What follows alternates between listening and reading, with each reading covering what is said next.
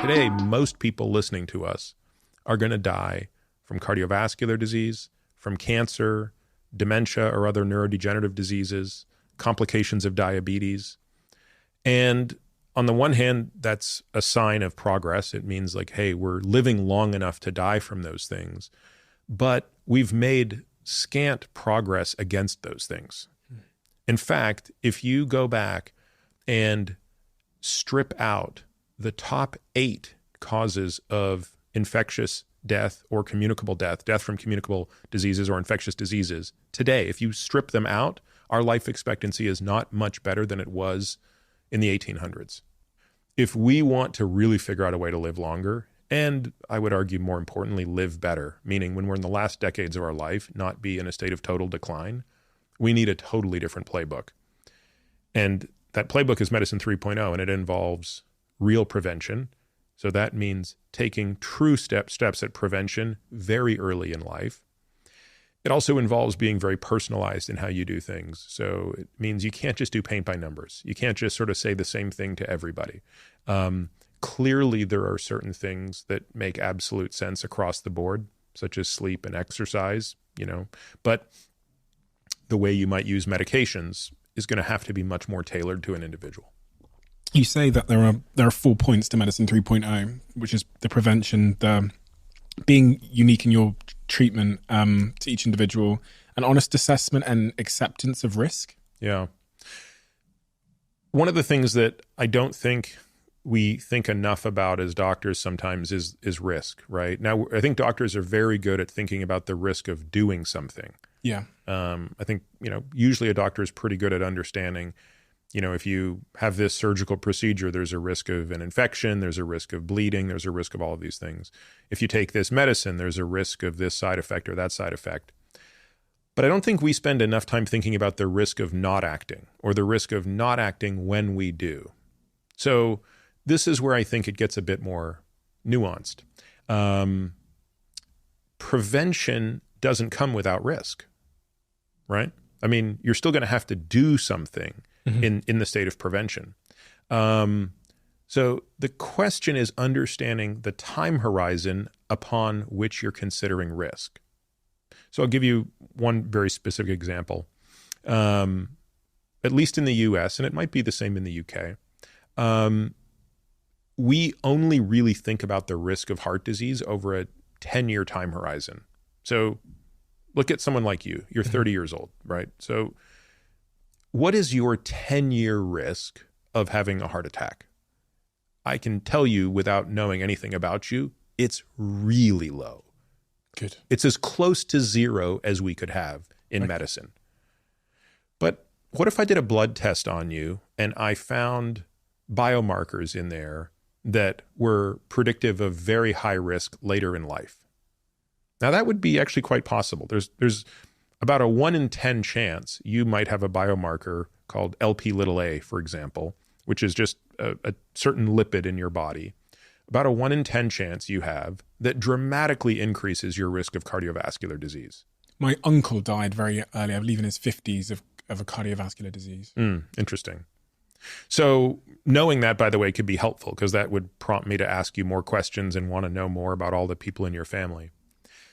So here we have a 1 in 10 chance. And by the way, we wouldn't leave it to chance. We would just check it. And let's say we checked your level and you had that lipoprotein, or you had an elevated level of another lipoprotein, apolipoprotein little b. And again, these are kind of technical terms, but they're very common things and they're easy to measure.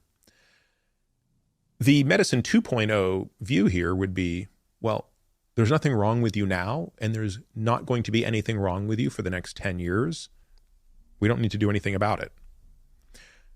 Conversely, if I take a lifetime view of risk, I would say, yeah, but the risk to something happening in the next 40 years is actually quite significant. So my risk of doing nothing is probably much higher than my risk of doing something today. So my risk of doing something today would be non-zero but small, but my risk of doing nothing, if I take the appropriate time horizon, is much bigger. This is one of the things in your book that really, really got me thinking was, I have to say, and I believe a lot of people probably feel the same way, I've gone through my life thinking, to some degree, I'll worry about avoiding these diseases later. I'll when I get to 45, then I'll start taking this thing seriously. Because then I'm getting into that territory where most people I know that get cancer or Alzheimer's or all of these cardiovascular things, that's when it tends to happen. So I'll think about it then. Totally understandable. And I'll frame this in the context of a question I get asked all the time, which is, hey, Peter, when is the best time to start thinking about this stuff? And I say, look, I can't answer that because there are two competing issues that are crossing. When I meet somebody who's in the last decade of their life, do you know how much they are thinking about this? Like, it's all they're thinking about. It's all they're thinking about. Every minute of every day is a confrontation with their own mortality. The problem is they don't have much time to change the direction of the ship. You may recall in the book, I use the metaphor of the Titanic, right? It's not that the Titanic didn't see the iceberg. It's that it didn't see the iceberg in time. It didn't have enough runway to really move out of the way, and that's why the Titanic gashed the side of the boat. Now, at the other end of the spectrum, a 30-year-old like you has unbelievable potential to change the arc of your life. You have so much runway through manipulating nutrition and exercise and sleep and stress and all of these things, to completely alter the disease trajectory of your life. The problem is, and I'm not just speaking to you personally, but more broadly to someone who's as young as you, it's harder to find the motivation because there are no reminders of your own mortality. You're Superman, right? The worst thing that happens to you is a hangover. So I always get asked, like, when is the right time to start worrying about this? And the short answer is, look, as soon as possible. But then there's a reality that says for most people, it's not until they're in their 40s, maybe once they have kids, that they start to appreciate their own mortality, and that provides some of the motivation to say, you know, maybe I'll be a little less focused on optimizing everything for today, and I'll start thinking a little bit about tomorrow. So again, another way to think about this is saving for retirement. A lot of people in their 20s and 30s who are making good money aren't necessarily taking the most prudent financial steps to ensure financial freedom when they're in their 70s. Because, let's be honest, it's more enjoyable to spend money today than to set some of it aside. But there are a lot of people later in life who think, I wish I was a little bit more responsible earlier on. How early do some of these disease, if you looked at my sort of metabolic health, or if you were able to look inside my body, which I'm sure you're able to do, how early do some of these diseases begin in my life? At what age do you see some of these things coming? Yeah, it's super interesting because there are some elements of you as a person that are going downhill the minute you're born, and there are others that are not. So let's use two examples.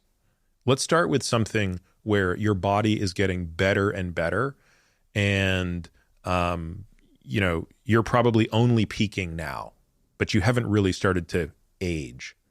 Your muscle quality. Okay, so when you were 5 years old, your muscle quality was nothing like it is today.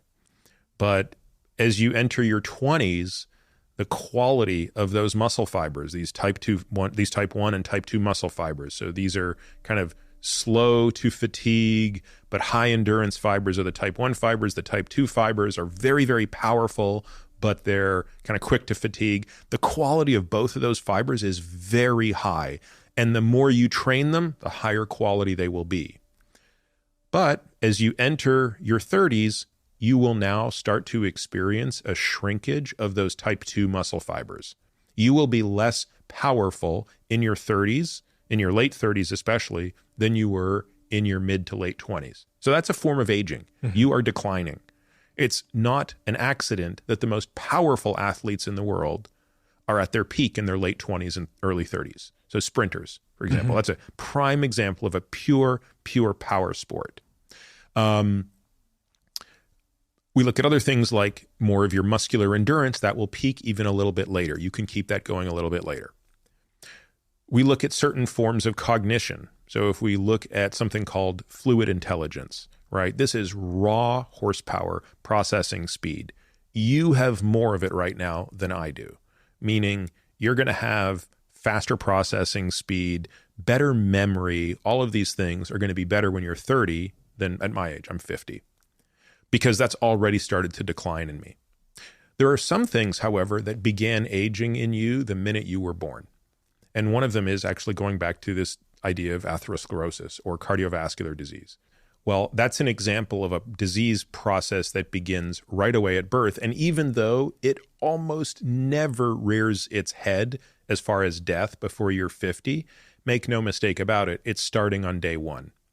And we know this, by the way, because when we look at studies of people who die for completely unrelated reasons, so somebody who, dies in a car accident, or soldiers dying in war, and we look at the arteries of their heart, we already see quite advanced disease. Really? So the truth of it is, you already have pretty significant disease in your coronary arteries. It hasn't risen to the level of ever causing a heart attack, and it's unlikely to do so for another 20 years, maybe even another 30 years.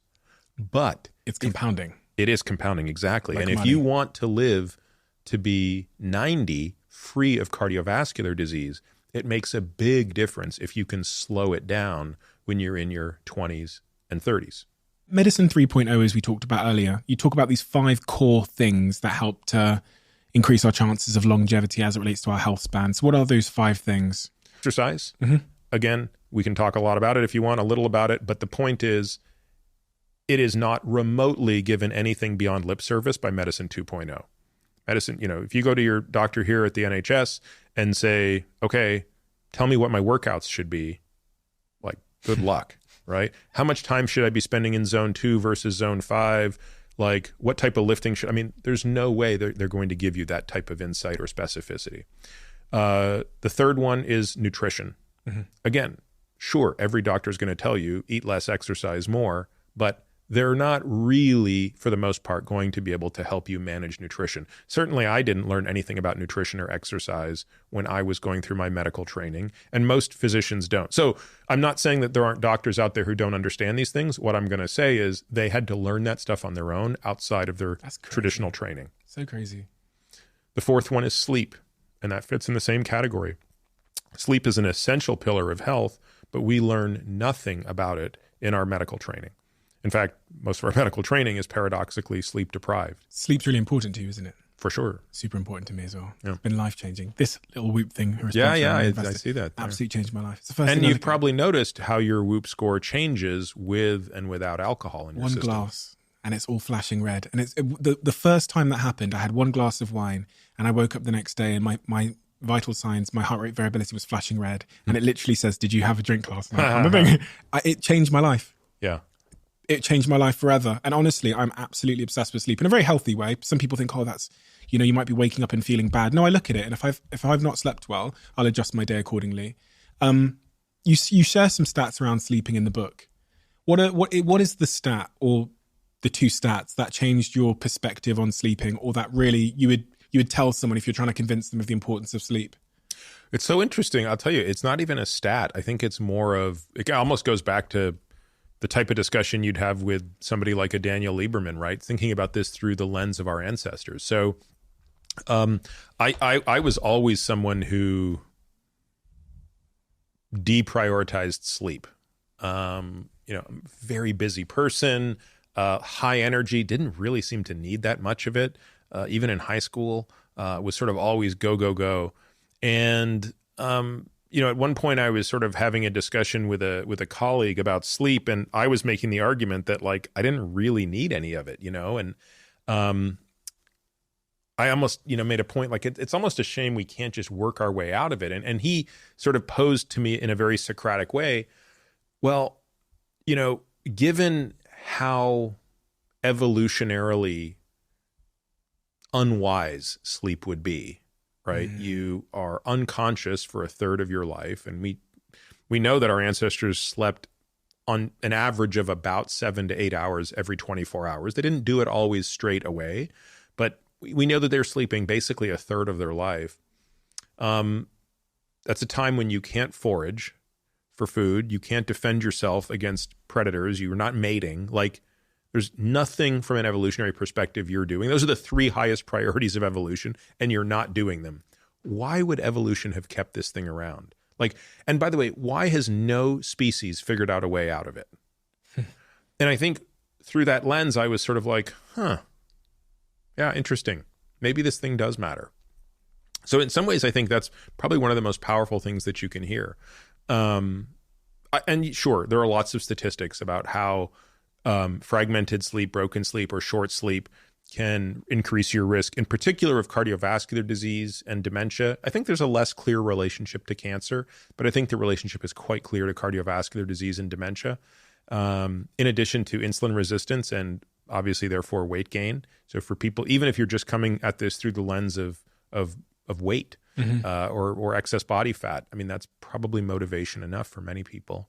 And then, of course, there's how you feel and how you perform. Oh my gosh, yeah. And your creativity and your ability to articulate yourself, which I notice, and your mood, huge one for me, especially when you're running teams. Unslept days are my worst days. The 5th and final thing that you have as a tool in the longevity toolkit is all the molecules. So drugs, hormones, supplements. And that's the one thing you sort of do learn in traditional medicine is you at least learn about the pharmacologic side of it. You don't really learn anything about supplements. So most doctors don't really understand much about supplements. And interestingly, most doctors don't really understand a lot about hormones as well. So medicine 2.0 is good at what it does, but it's very limited. So it's kind of like having a contractor that only has 1 tool instead of 5 tools. And as we discussed earlier, I think they're applying those tools too late in the game.